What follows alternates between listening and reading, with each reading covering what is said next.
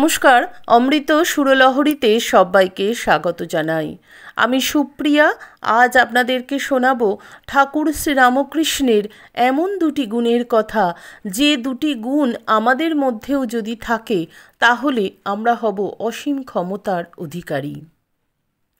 সেই দুটি গুণ ঠাকুর কিভাবে রপ্ত করেছিলেন, সেই দুটি গুণের অসাধারণ কিছু ঘটনা আজ আমরা শুনব। পূজনীয় স্বামী চেতনানন্দজি মহারাজ আমাদেরকে বলছেন যে ঠাকুর শ্রীরামকৃষ্ণের নানা অঙ্গের ধ্যান, গুণের ধ্যান আমাদেরকে করতে। তাহলে কি হবে? আমরা সেই গুণের অধিকারী হতে পারবো।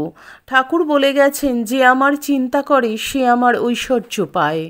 বাস্তবিকই যার চিন্তা করা হয়, যে চিন্তা আমরা করি, আমাদের মনও সেই দিকেই ধাবিত হয় বেশি। তাই ঠাকুরের এই সমস্ত গুণের কথা যদি আমরা চিন্তা করি, আমরাও হতে পারবো সেই সমস্ত গুণের ভাগীদার। চলুন তাহলে আমরা শুরু করি। ঠাকুরের ক্ষমাশীলতা ও সহনশীলতা। ঠাকুরের এই ক্ষমাশীলতা ও সহনশীলতার কয়েকটি ঘটনা মহারাজ এখানে লিপিবদ্ধ করেছেন। শাস্ত্র বলেন, শক্তানাং ভূষণং ক্ষমা। শক্তিশালী ব্যক্তির ক্ষমা হচ্ছে অলঙ্কার। শ্রীরামকৃষ্ণ আমাদের জানিয়েছেন তিনটি স ও তাদের রহস্য। তার পূর্বে কেউ শকে এভাবে জেনেছিলেন কি না শোনা যায় না। ঠাকুরের উক্তি, সহ্য গুণের চেয়ে আর গুণ নেই। যে সয় সেই রয়, যে নাশ হয় সে নাশ হয়। সকল বর্ণের মধ্যে স তিনটে, তালবস্য, মধ্যাহ্নস্ব, দন্তস্ব। সকলেরই সহ্য গুণ থাকা চাই। যেমন কামারবাড়ির নাইয়ের উপর কত জোর করে বড় বড় হাতুড়ি পেটে, তথাপি কিছুমাত্র বিচলিত হয় না। সেইরূপ কূটস্থবট বুদ্ধি থাকা চাই। যে যাই বলুক ও যে যাই করুক না কেন, সমুদয় সহ্য করে লবে। ক্ষমা ও সহ্য গুণদ্বয় অঙ্গাঙ্গিভাবে জড়িত। এই গুণদ্বয়ের অভাব হলে মনুষ্য জীবন দুর্বিষহ হয়ে ওঠে। ঠাকুর বলেছেন, লোকের সঙ্গে মনান্তর থাকলে প্রথমে একবার কথাবার্তা কইতে, তাদের সঙ্গে ভাব করতে চেষ্টা করবে।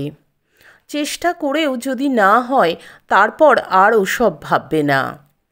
তাঁর শরণাগত হও, তাঁর চিন্তা করো।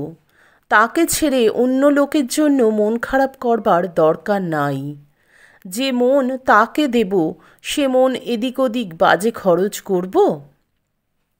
শাস্ত্র বলেন, নাস্তি ক্ষমা সমা খ্যাতি, অর্থাৎ ক্ষমার তুল্য প্রশংসার আর কিছু নেই। কালীঘাটের চন্দ্র হালদার ঠাকুরের প্রতি মথুরের শ্রদ্ধা ভক্তি দেখে হিংসায় জর্জরিত। তার ধারণা হলো ঠাকুর কোনো গুণটুন করে মথুরবাবুকে বশীভূত করেছেন। তার পরের চিত্র স্বামী শারদানন্দ লিপিবদ্ধ করেছেন। জানবাজারের বাড়িতে সন্ধ্যার প্রাক্কালে ঠাকুর একদিন অর্ধবাহ্য দশায় পড়িয়া আছেন। নিকটে কেহ নাই। ঠাকুরের সমাধি ভাঙিতেছে। বাহ্য জগতের অল্পে অল্পে হুঁশ হইতেছে। এমন সময় পূর্বোক্ত হালদার পুরোহিত আসিয়া উপস্থিত।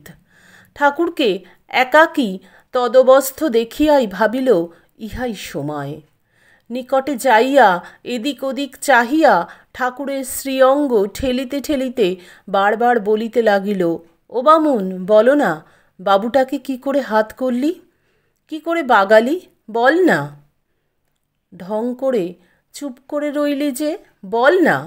বারবার এইরূপ বলিলেও ঠাকুর যখন কিছুই বলিলেন না বা বলিতে পারিলেন না, কারণ ঠাকুরের তখন কথা কহিবার মতো অবস্থায় ছিল না। তখন কুপিত হইয়া, যা শালা, বললি না, বলিয়া সজোরে পদাঘাত করিয়া অন্যত্র গমন করিল। নিরভিমান ঠাকুর।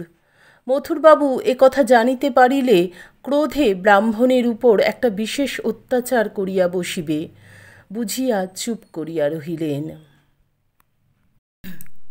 দেখুন, ঠাকুরকে সজোরে পদাঘাত করলেন সেই ব্রাহ্মণ, কিন্তু ঠাকুর কিচ্ছুটি বললেন না। পাছে মথুরবাবু তার উপর অত্যাচার করবে, মথুরবাবু তার উপর রাগ করবেন সেই জন্য। পরে কিছুকাল পরে অন্য অপরাধে মথুরবাবুর কোপে পড়িয়া ব্রাহ্মণ তাড়িত হইলে একদিন কথায় কথায় মথুরানাথকে ওই কথা বলেন। শুনিয়া মথুর ক্রোধে দুঃখে বলিয়াছিলেন, বাবা, এ কথা আমি আগে জানলে বাস্তবিকই ব্রাহ্মণের মাথা থাকত না। ঠাকুর স্বয়ং অবতার হয়ে এই আঘাত হজম করলেন, আর আমরা একটু বিরূপ সমালোচনা বা কটাক্ষপূর্ণ কথা শুনলেই তেলে বেগুনে জ্বলে উঠি এবং রেগে দু কথা শুনিয়ে দিই। এই চিত্র ধ্যান করলে আমাদের ক্ষমা ও সহ্য গুণ বৃদ্ধি পাবে। অসাধারণ ঘটনা, অসাধারণ কথা মহারাজ বলছেন যে চিন্তা করাটাই ধ্যান করা, তার নানান লীলা চিন্তা করা, তার এই যে অসম্ভব একটা মানে এই ক্ষমা করার গুণ সবার মধ্যে থাকে না, ঠাকুরের মধ্যে, তো সেই গুণটার ধ্যান করলেই আমরা এই ক্ষমতার অধিকারী হব। শ্রীম অর্থাৎ মাস্টার মশাইও ঠাকুরের ক্ষমা ও সহ্য গুণে দুটি চিত্র বর্ণনা করেছেন। ঠাকুর নন্দন বাগানে গেছেন ব্রাহ্ম সমাজের বাৎসরিক উৎসবে। কর্তা মারা গেছেন, ছেলেরা করছে। এরা ঠাকুরকে তেমন আদর যত্ন করে নাই, তাতে ভ্রুক্ষেপ নাই। সকলে খেতে যাচ্ছে, ঠাকুরকে ডাকে নাই।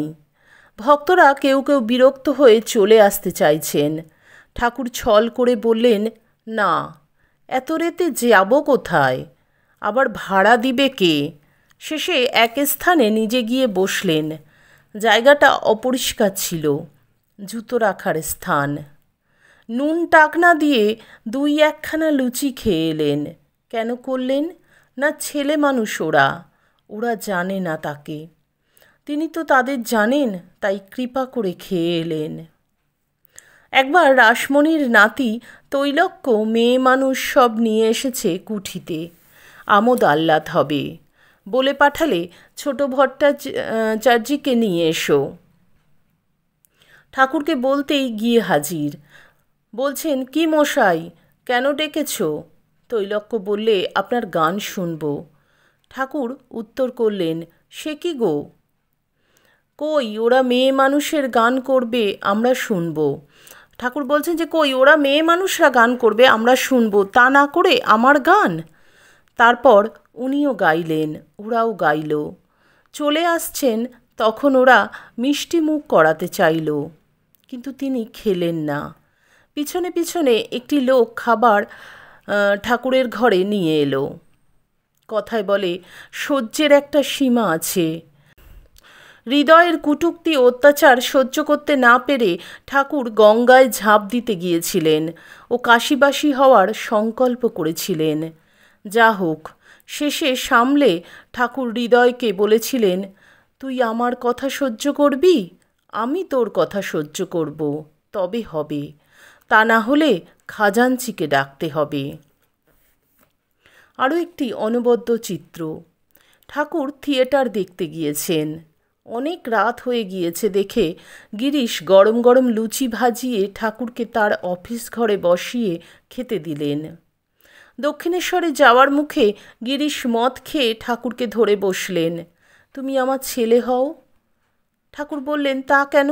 আমি তোর ইষ্ট হয়ে থাকব।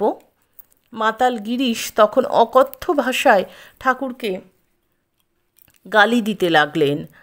ভক্তরা তাড়াতাড়ি ঠাকুরকে গাড়িতে তুলে নিয়ে চলে এলেন। লাটু মহারাজ মারতে গিয়েছিলেন, কিন্তু দেবেনবাবু থামালেন এবং বললেন, উনি যখন সয়ে যাচ্ছেন, তুমি কেন ডান্ডা তুলছ? সবাই ঠাকুরকে বলল, ওই পাষণ্ডের কাছে আর যাবেন না। পরদিন রামচন্দ্র দত্ত এসে হাজির। তার মুখে গিরিশ সম্পর্কে শুনে ঠাকুরের চোখ দিয়ে করুণাশ্রু বিগলিত হল। তিনি রামের গাড়ি করে গিরিশের বাড়ি গেলেন। গিরিশ ঠাকুরের পা ধরে সাষ্টাঙ্গে প্রণাম করলেন। ঠাকুরের এই ক্ষমা লীলাটি অপূর্ব। এরকমই ক্ষমাশীল ছিলেন আমাদের ঠাকুর। আর এই ক্ষমা আমাদেরকেও তিনি বলেছেন করতে। শ্রী শ্রী মা সারদা দেবী বলছেন যে পৃথিবীর মতন সহ্য গুণ চাই। এই সহ্য গুণ যদি থাকে তাহলে আমরা সংসারে সমাজে সর্বত্র টিকে থাকতে পারবো, না হলে আমাদের জীবন হয়ে যাবে দুর্বিষহ। তাই ঠাকুরের এই যে ঘটনাগুলি আজ আমরা জানলাম, এই ঘটনাগুলি আমাদের ধ্যান করতে হবে। তাহলে আমরা এই ঘটনা ধ্যান করলে আমরাও একটু তার এই গুণের অধিকারী হতে পারবো, ক্ষমা ও সহ্য গুণ। শারীরিক মানসিক সমস্ত গুণের থেকে বড় গুণ হলো ক্ষমা করতে পারার গুণ, সহ্য করতে পারার গুণ। এই সহ্য শক্তি ক্ষমাশীল সবাই হতে পারে না। শারীরিক মানসিক শক্তি অনেকের থাকে, কিন্তু এই এত বড় ক্ষমা এবং সহ্য গুণ, এটাও একটি মানসিক শক্তি। এই গুণটা সবার মধ্যে থাকে না। তাই আমাদেরকে ঠাকুরের এই গুণের ধ্যান করতে হবে। আশা করি আমাদের আজকের আলোচনা আপনাদের ভালো লাগলে প্রতিদিনের মতন লাইক কমেন্ট শেয়ার করবেন। যারা আমাদের চ্যানেলটি সাবস্ক্রাইব করেছেন তাদেরকে অসংখ্য ধন্যবাদ। যারা আমাদের চ্যানেলে নতুন বন্ধু তাদের কাছে অনুরোধ রইল চ্যানেলটি সাবস্ক্রাইব করে পাশের বেল আইকনটি ক্লিক করে রাখবেন। তাহলে আমি যখনই কোনো ভিডিও আপলোড করব আপনারা তার নোটিফিকেশান সবার আগে পেয়ে যাবেন। ঠাকুরের এই সমস্ত পরপর যে আমরা গুণগুলো জানতে পাচ্ছি এবং গুণের নানা ঘটনা আমরা জানতে পাচ্ছি, এগুলো আমাদের ধ্যানের মধ্যে আনতে হবে, খুব প্রয়োজন। আজকের যুগে দাঁড়িয়ে, আজকের এই সময় দাঁড়িয়ে আমাদের এই ধৈর্য সহ্য শক্তিটা খুব প্রয়োজন। আর এর অভাবেই কিন্তু ঘটছে নানা বিপত্তি। তাই এটা আমাদের খুবই প্রয়োজন। ঠাকুর মায়ের কৃপায় আপনারা সকলে খুব ভালো থাকুন, সুস্থ থাকুন, সকলের মঙ্গল হোক, সকলের ভালো হোক। ঠাকুর মায়ের চরণে আভূমি লুণ্ঠিত প্রণাম জানিয়ে আজকের ভিডিও এখানেই শেষ করছি। আবার আপনাদের সঙ্গে দেখা হবে আগামী ভিডিওতে। হরি ওম তৎসৎ। শ্রীরামকৃষ্ণ অর্পণমস্তু। জয় মা শারদেশ্বরী, জয় তু স্বামীজি মহারাজ।